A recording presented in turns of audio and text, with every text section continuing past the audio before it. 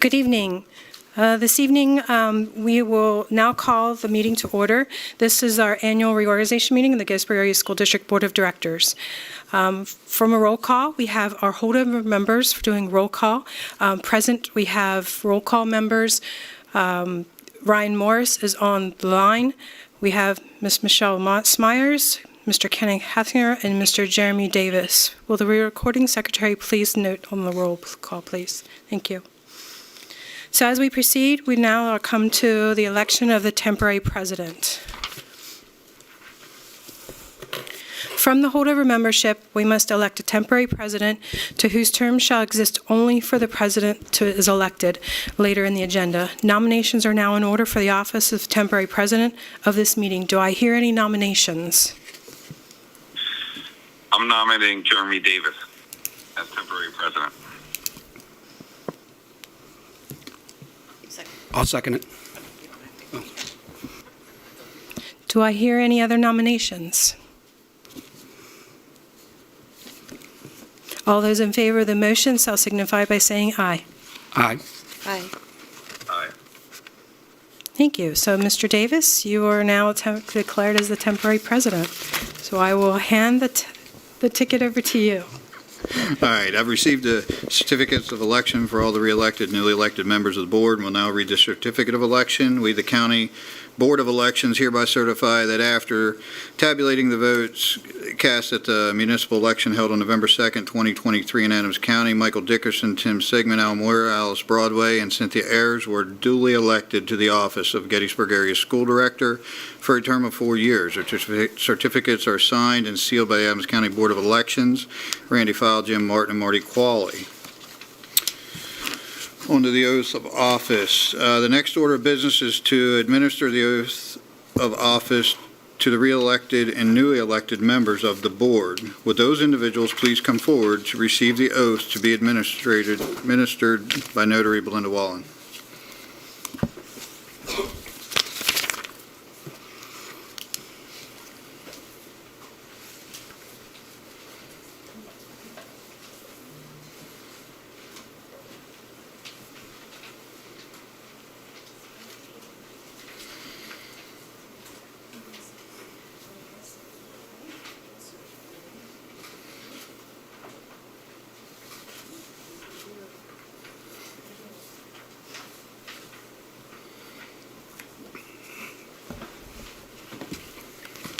At this time, I'll administer the oath of office. So I, repeat after me, please. I'm sorry. Insert your name after I. And so I do solemnly swear or affirm that I will support, obey, and defend the Constitution of the United States and the Constitution of this Commonwealth, and that I will discharge the duties of my office with fidelity. Thank you very much. So if you can please just complete the signature and then return this to me. I'll notarize them and put them in part of the minutes.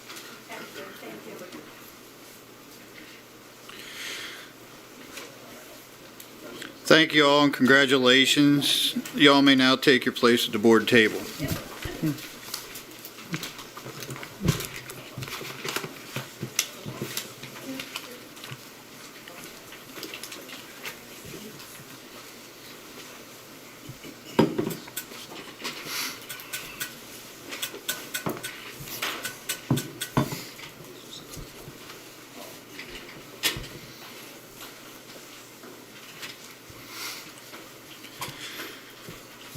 Nominations are now in order for the office of board president. Do I hear any nominations? Mr. President, Yes. I nominate Kenny Hassinger for board president. Are there any other nominations? Second. Second. Second. Are there any other nominations? If there are no more nominations, a motion to close the nominations is now in order. Motion to close. All right. All those in favor of the motion to close the nominations for the nominees shall signify by saying aye. Aye. Aye. All those opposed signify by saying no. We'll now have a roll call vote for the office of Board President. Please state yes to vote for the candidate or no if you're not in favor of the candidate. Yes. Oh, you roll call? I'm going to roll call. Oh, my bad. It's okay. Al, Yes. Tim, Yes. Mike, Yes. Alice, Yes. Cindy, Yes. Kenny, Yes. Michelle, Yes. and I vote yes. Ryan? Yes, too. Ryan? Yes, sorry, Ryan. Ryan's yes, and I'm yes as well.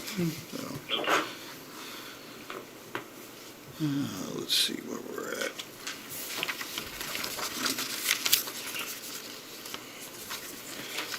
The return of the temporary president now ceases. The chair is turned over to the new board president, and he will conduct the remainder of the agenda.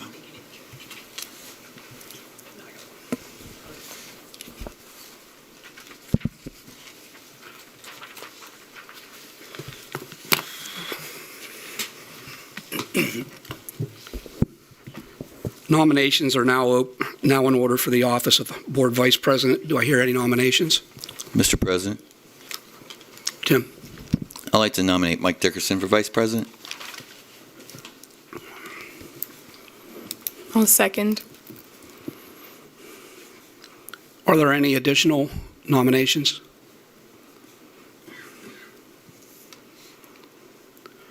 Hearing no additional nominations, a motion to close nominations is now in order. All those in favor of the motion to close nominations for the nominee shall signify by saying yes. All those opposed by saying no. Yes. Yes. Yes. Yes. Yes.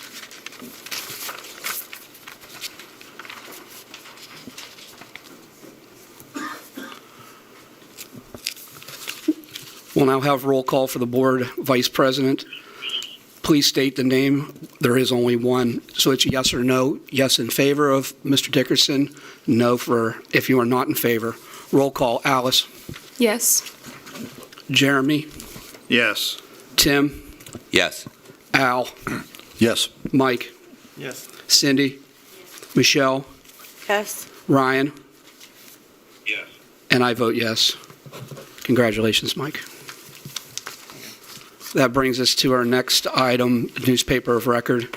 You'll see on your agenda, the board will discuss and take action to adopt the Gettysburg Times as a paper of record for the Gettysburg Area School District. May I have a motion, please? I'll motion to adopt the Gettysburg Times as the newspaper of record.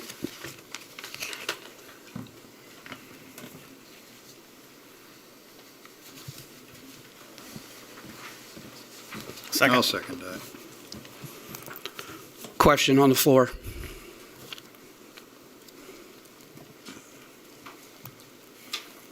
Hearing no question, roll call. Ryan? Yes. Alice? Yes. Cindy? Yes. Al? Yes. Mike? Yes. Tim? Yes. Jeremy? Yes. Michelle? Yes. And I vote yes.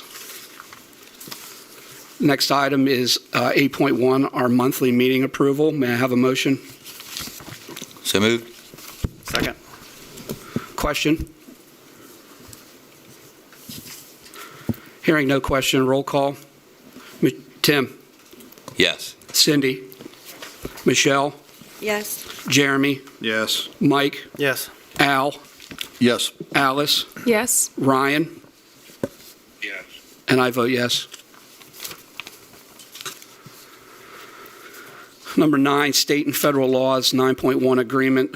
Discuss and take action on a request to agree to follow state and federal laws, regulations, and standards with Gettysburg School District contracts and our policy manual. May I have a motion? So moved. Second. Question? Roll call. Michelle? Yes. Ryan? Yes. Alice? Yes. Tim? Yes. Jeremy? Yes. Cindy? Yes. Al? Yes. Mike? Yes. And I vote yes. 10.1 PSBA legislative selection. The board discuss and take action on a request to select a PSBA legislative chairperson for the 2024 calendar year.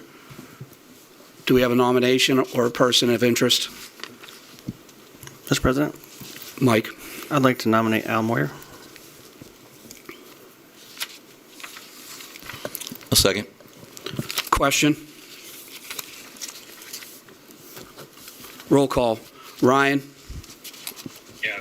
Alice? Yes. Cindy? Al? Yes. Mike? Yes. Tim? Yes. Jeremy? Yes. Michelle? Yes. And I vote yes. 11.1, York Adams Tax Bureau Representatives. Discuss and take action on a request to appoint Wanda Wallen as our representative and Thomas Fordham as our alternate representative on the York Adams Tax Bureau 2024 calendar year. May I have a motion? So moved. Second. Question? Roll call. Alice? Yes. Jeremy? Yes. Tim? Yes. Al? Yes. Mike? Yes. Cindy? Yes. Michelle? Yes. Ryan? Yes. And I vote yes.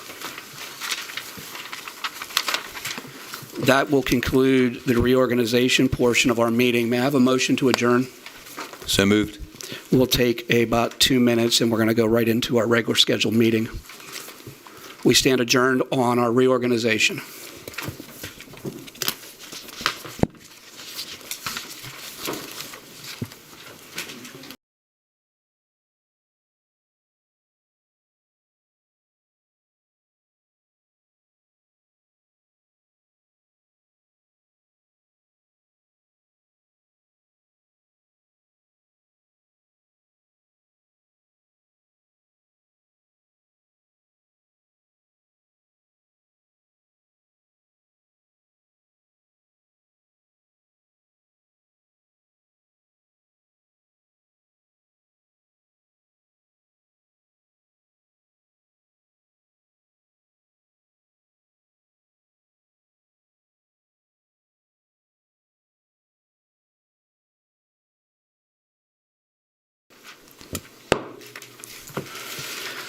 Well, good evening to our regularly scheduled board meeting. The purpose of the meeting is to conduct the business of the Gettysburg Area School District. Board of Directors meetings and committee meetings are open to the public, but are not public meetings. All school district residents who wish to make public comment should sign in prior to the start of the meeting and request to speak during citizens' participation. Please take a moment and silence your cell phones or any other electronic devices. Roll call. All members are present with the exception of Mr. Morris, who had phone issues. He's now excused from the regular scheduled meeting. Please stand for the Pledge of Allegiance. Pledge allegiance to the flag of the United States of America and to the republic for which it stands, one nation, under God, indivisible, with liberty and justice for all.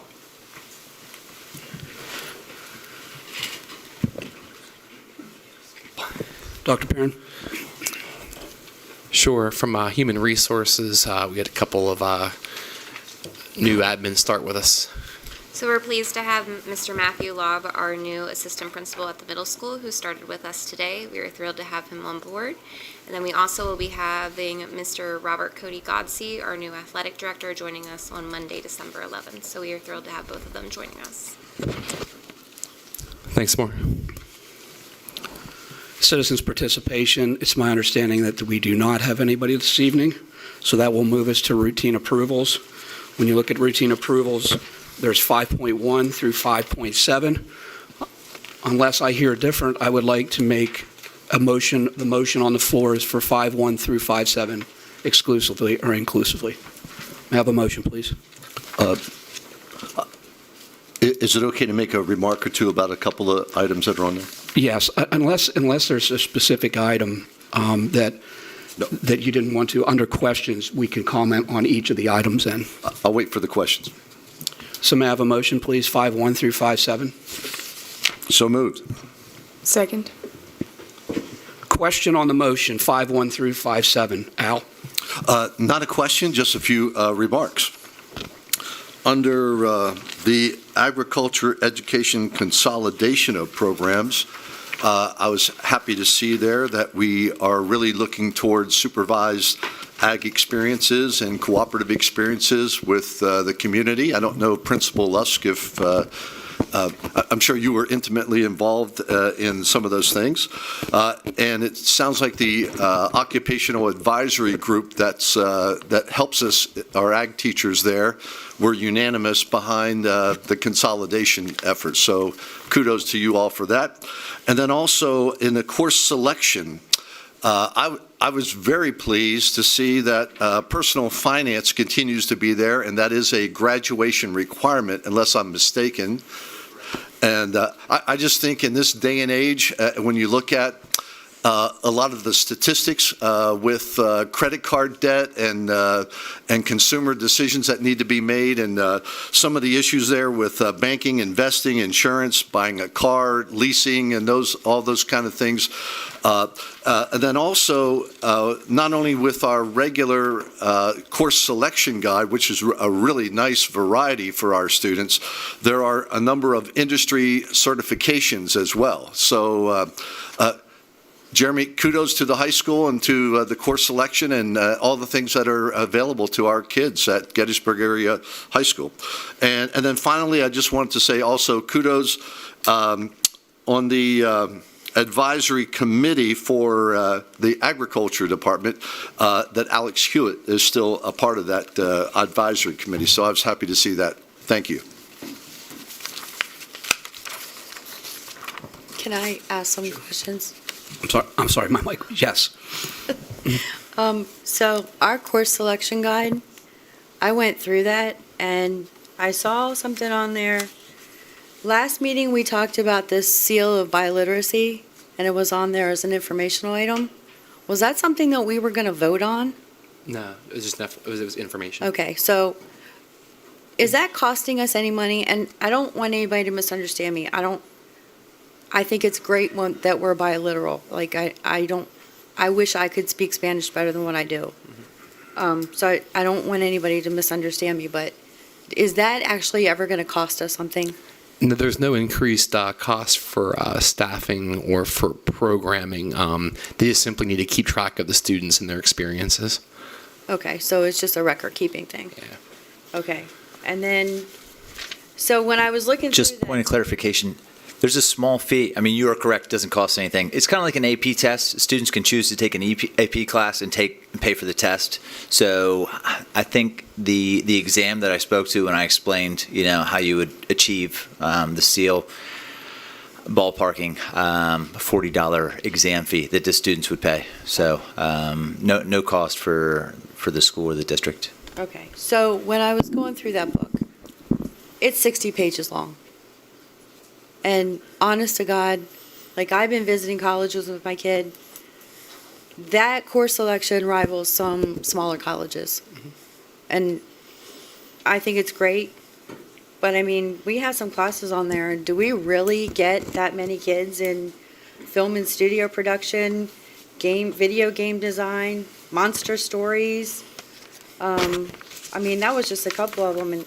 And then I saw this one for Intro to GIS with a drone certification, which that sounds great, but I got to tell you, I looked at our PSSA scores for this past year.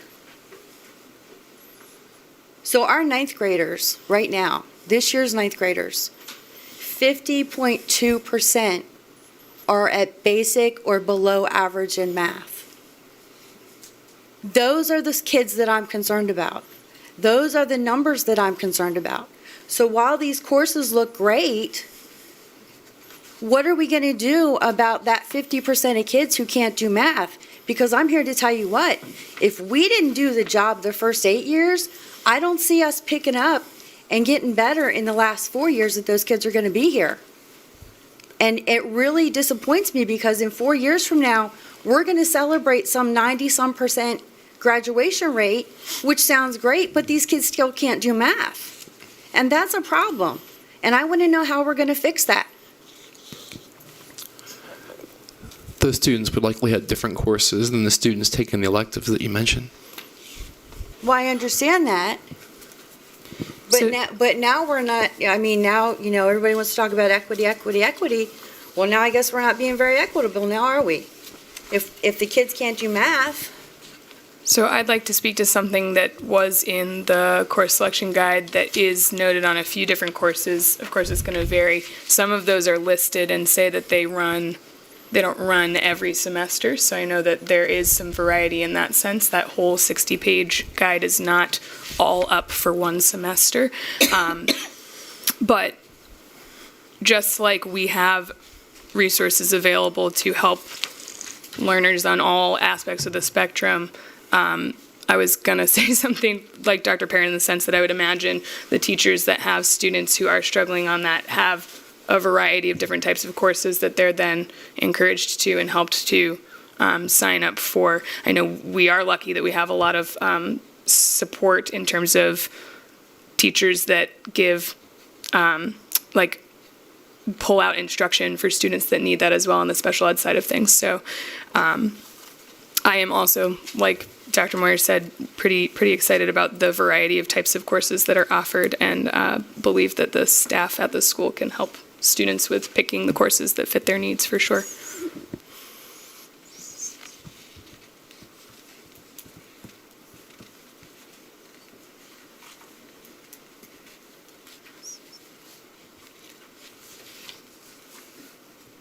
I just want to say one other thing, I don't want anybody to blame COVID, because I went back and looked at our scores from 2015, and our math scores weren't much better then. We were still in the 40% of kids that were basic or below. We've got to do better in those basic foundational classes to get these kids so that when they get into the high school, having all of these great classes makes sense. And that's what I'm concerned about. And no, Mike, I'm not grandstanding like I know you were thinking I was, because I've heard that before, so I don't want to hear it again. I'm making a statement that I am seriously concerned that we are graduating children who can't do math, who can't tell time, and it's concerning. And that's what we are supposed to be here for, is to make sure that we are graduating good kids, because if our kids fail, our nation fails. And anybody who wants to say, oh, well, I don't have a kid in the district, it's not my problem, whatever. No, it is your problem, because these kids that we're graduating are going to be running this country someday. So it is everybody's problem. And we need to make sure that we are graduating kids who know how to read and that can do math. I would agree with you, Michelle. There are standards that the district, and every district has to adhere just to get to a graduation rate or have a student graduate. And I'll echo probably a different take on this. I find it very difficult to put this back completely on the district and on the teachers as a whole when we have a societal problem as a whole. We have a parenting problem. We have an overall problem in this country, let alone Adams County, that we're fighting. From mental health to kids not being able to eat their breakfast in the morning to lunch. So it's not just a district-related issue, and it's not isolated to Gettysburg School District. It's a community issue. It's a total societal issue. It's a culture issue. It is, and I don't know that we can look at a particular test score and say it's a failure or it's something positive. I think it's caught somewhere in the middle when you look at. You have to look when I look at this, and maybe it's because I'm married to a teacher, you see the family dynamics, you see the commitment to the education, you see the parents that are looking at skyward on a regular basis, making sure assignments are turned in. They're helping their kids with their homework. And I don't think blanketly across the board we have that in every district. So a test score, you're right. You're absolutely right. It's a snapshot, and we can always do better. There's room for improvement. But until we change the dynamics of education outside of the four walls here, we're going to be butting our heads against the wall every day. That's just my belief. But I do agree with you. You want kids to walk out the door that are well-rounded and educated, that they can survive and function on a daily basis. I also don't want folks to lose sight of the fact that we did an achievement report in March, and we put that data on the district website. We actually saw 100% growth in a full building in our district, which I would say never happens, rarely happens. And also want to say that almost all of our metrics were above state average. So there's always room for improvement, as Michelle said, and we always have to be focused on trying to improve. But I don't want everybody to think that the data is bad. The data was actually pretty good. It's still on the website. Thanks. I do have one thing, and I don't mean to put you on the spot, Mr. Lusk, but do you feel like we're doing, about as good as what we can do with what we have to work with our kids going through with high school? And should I say, is there anything that, I just want you to know, and middle school and anybody else, that, if there's something that this board could do, or there's something that we think we could be doing, by all means, we kind of need to bring that to attention. But as far as our game plan right now and what we're doing, do you feel pretty confident that we're doing about the best we can with what we have to work with? I would say, yeah. I agree with everything. I agree with Mrs. Smyers. There's a lot of work to be done. The achievement scores are not where any of us want them to be. Our growth scores from last year, incredible. 100% growth. So, we're doing as well as we can do a lot of places. Okay. A lot of students simply hate math and reading. More so today than ever before. My kids do really well. It's a home issue, it's a cultural issue, it's a societal issue, and there's plenty of challenges that aren't going away.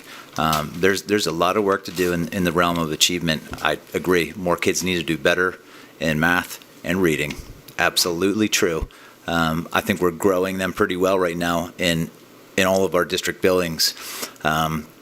And thinking about, what kids should be doing when they show up at school. Should they be doing math or reading, or some of these other electives? They should be doing both, and we do plenty of both. And sometimes they come to school and are willing to keep coming back because they buy into this elective or that elective because they like them. I enjoy culinary, or I enjoy working on the CAD system, and I'll come along for the ride in reading or math. I might not be exactly where you want me, but I'll grow some.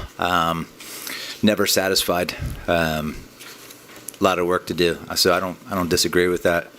And just while it came up, global imaging systems, for example. There's some courses in that selection guide that don't necessarily run as courses, but sometimes we continue to advertise the opportunity because we can run some independent studies, or sometimes we combine two courses together and run both of them, even though we don't have a full section of a certain elective.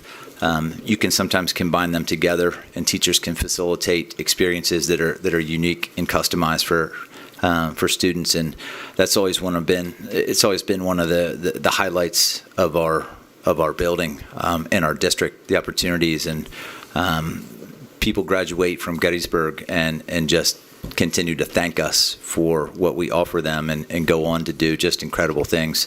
So, we do offer a lot. Sometimes, we consider whether we offer too much, and sometimes we consolidate.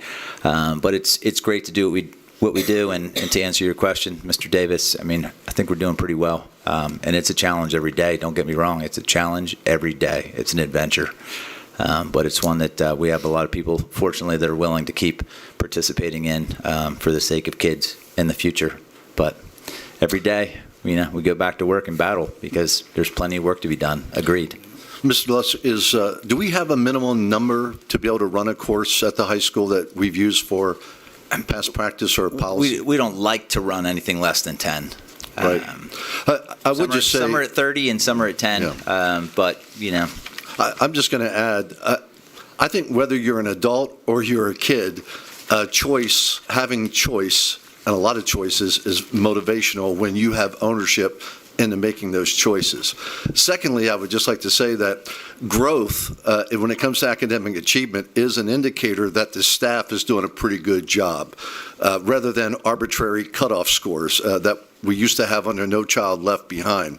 I do think, and I've shared with the rest of the board, as we reorganize and go into a new school year or a new year, having the principals, not just the high school, but the middle school and the elementary levels, coming before us from time to time and presenting what's happening in the way of some of our local assessments, state assessments, where we're doing well, where are areas for growth, and what is the game plan to make that happen. I think it would be great to educate this board and the public on what that's happening. I think that's something that's we've been missing in the past.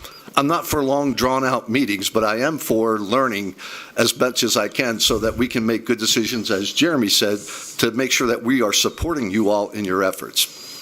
Thank you. We'll do the presentation this winter just like we do each year.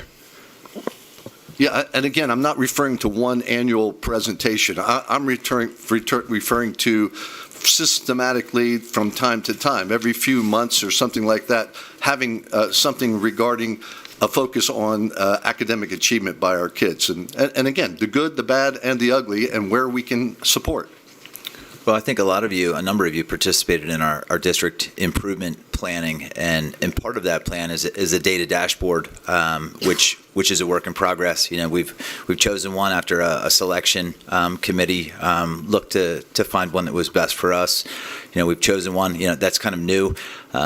We'll start driving a vision that goes along with that, and I think that speaks to what you're asking for, which is more of a fluid presentation of where we're at with every single kid, groups of kids, individuals, and you can track that progress over the course of time. And there's also transparency for parents and guardians to see how their students have done over the course of time. So hopefully we can grow partnerships with homes, with community members, and be a little bit more transparent about, you know, where we're at collectively, where we're at individually, and push for better in the future. So that's the goal.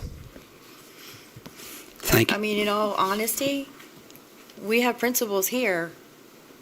I think whatever principals show up at these meetings, I want to know what's going on in your building. Like, Mr. Wells, you're here. What happened great in your building this week? I mean, I know it's only Monday, but like, you know, I mean, what has been going on in your A lot building? happens on a Monday. Yeah, but I mean, you know what I'm saying? Like, what happened in your building? Like, I was there the other week for the egg drop with the third grade. You know, like, when you're here and we have program reports, tell me what's going on in your building, the good, the bad, the ugly. You know, tell me about some of the fun stuff. Tell me about if there's a problem, if there's an issue. This is the place to have that conversation. Tell us what's going on. We don't all, like, these guys don't have kids in elementary school. I have a grandson in the elementary school. That's why I'm there. But, you know, those are the things that I think everybody needs to hear, and I think the public needs to hear it. I think the press would like to write about it. You know, if you want to get people involved, let them know, hey, there's some cool things going on here. I think it's great that we have Becky, and she does a great job putting things on Facebook and social media, and we get, you know, information out there. I think that's awesome. But when we're here, I would like to have whatever principals are showing up for this meeting, tell me what happened in your building this week or last week or for the past month, whatever. I think that would be beneficial to all of us. Maybe we can consider spending some time figuring out what that could look like. I want to thank the high school team for your work on the course selection guide. I don't believe that I need to make a motion. I think we're in the midst of a motion, but I'm wondering if we can redirect towards closing that discussion unless there's more to discuss.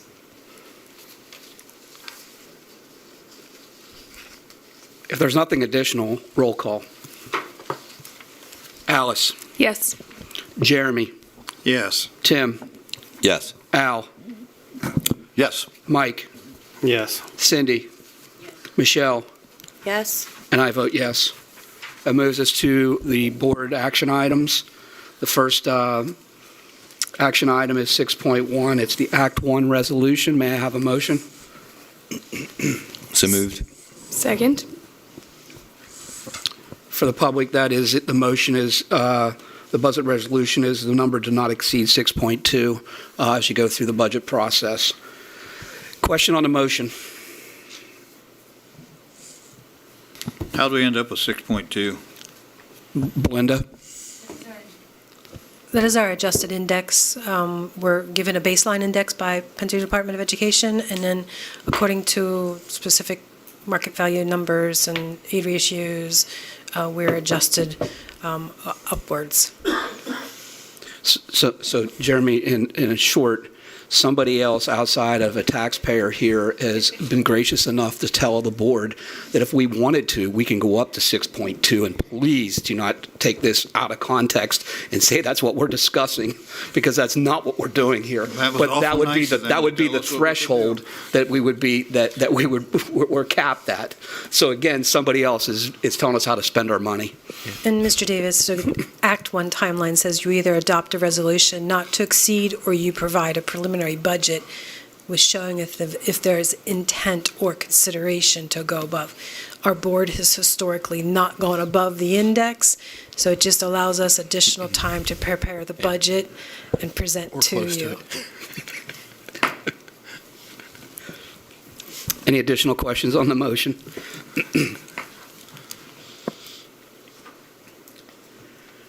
Roll call. Tim? Yes. Cindy? Yes. Michelle? Yes. Jeremy? Yes. Mike? Yes. Al? Yes. Alice? Yes. And I vote yes. The next is 6.2, the CHIP 5-year plan. It's the administration building replacement project. May I have a motion? So moved. Second. Question?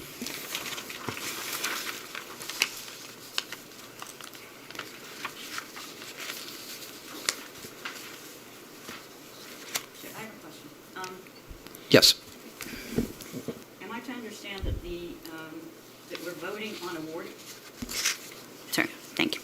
Are we voting on awarding this to E-Construction, or ECI Construction? Has that already been done? I don't quite understand the recommendation. Josh, would you, thank you. Yes, that's correct. So we competitively bid the project, got several prices or several bids, and ECI was low on the scope chosen. So if approved tonight, then we'll send out the award letter and move towards contract and ultimately get the project done this next summer.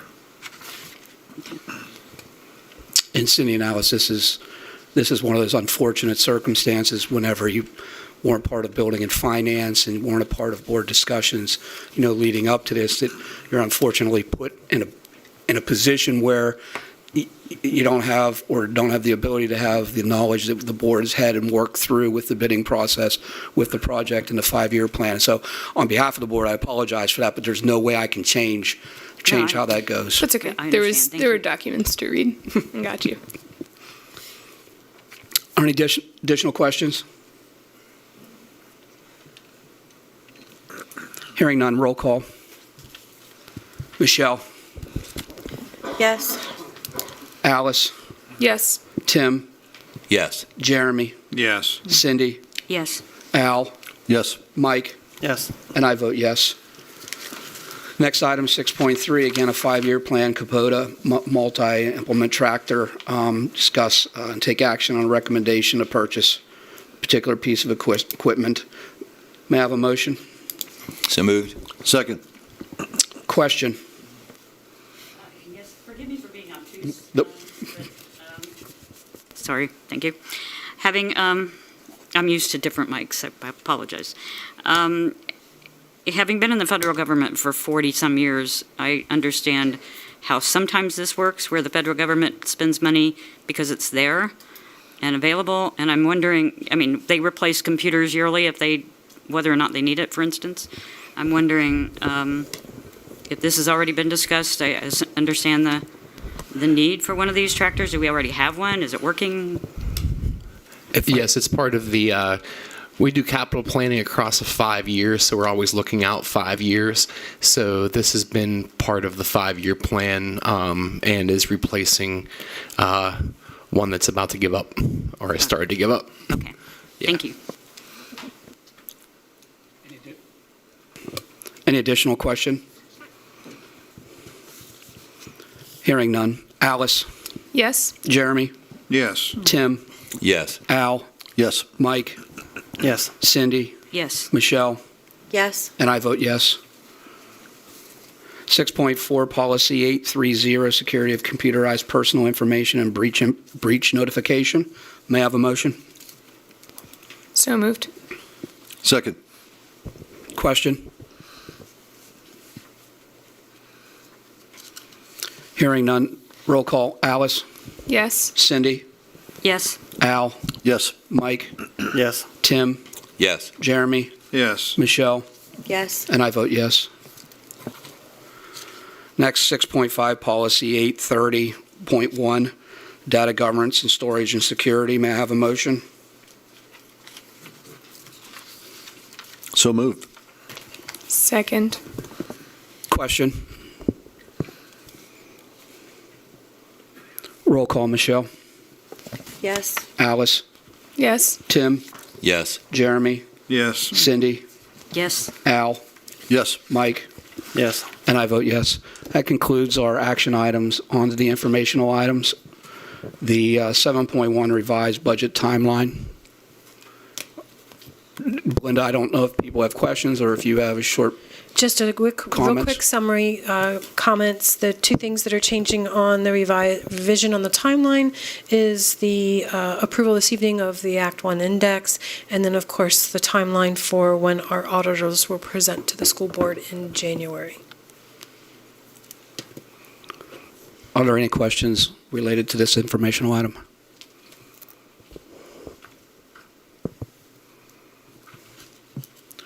I'll just reiterate, we did not vote 6.2 tonight.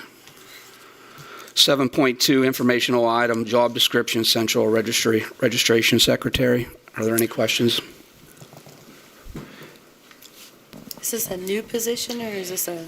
Yeah, this is I mentioned at the last meeting during program reports that we're looking at moving to centralized registration process out of this building, as opposed to having folks go to individual buildings, so that they're all receiving information from the same source that could be consistent and dealt with in the same manner. So what we're doing is we're repurposing a position that hasn't been filled to pay for this position. So it's not a new hire, number one. Well, it is, but it's not a new position created. And number two, one of the driving factors is, I believe, and I don't want to put words in your mouth, Al Moyer says it best, we're fighting for students throughout the district on a regular basis, and anything that the district can do to get our educational and all of our benefits that the district provides to the community out there, maybe we can reel back in some of the students out of the cyber programs. Is that said eloquently enough, Al? And it'll provide, it'll help for consistency too, as there are often changes in personnel within office staffs at the various schools that have to kind of be retrained for that. So if you have a registrar in place, they're speaking to all families and providing the same information. I promise you it's going to be helpful. Board committee reports. Are there any this evening? Yeah, Mr. President, the policy committee will meet December 12th, which is the second Tuesday of December, in the admin building at 4 p.m.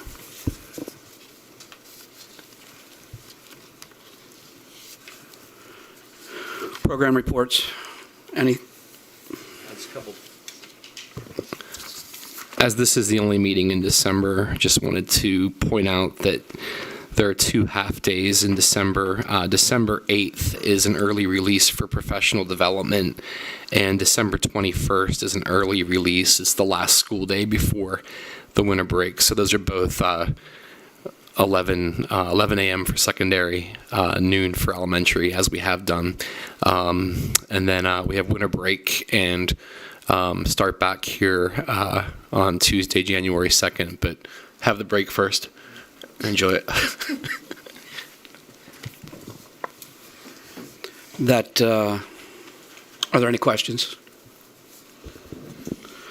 That brings us to the calendar for the board. As Dr. Perrin said, we will not meet anymore in the month of December. Our next meeting is scheduled for January 8th, 2024, obviously here in the boardroom at 7 p.m.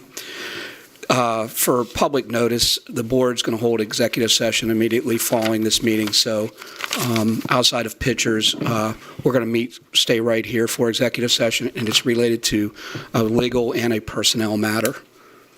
So may I have a motion to adjourn, please? So moved. We stand adjourned.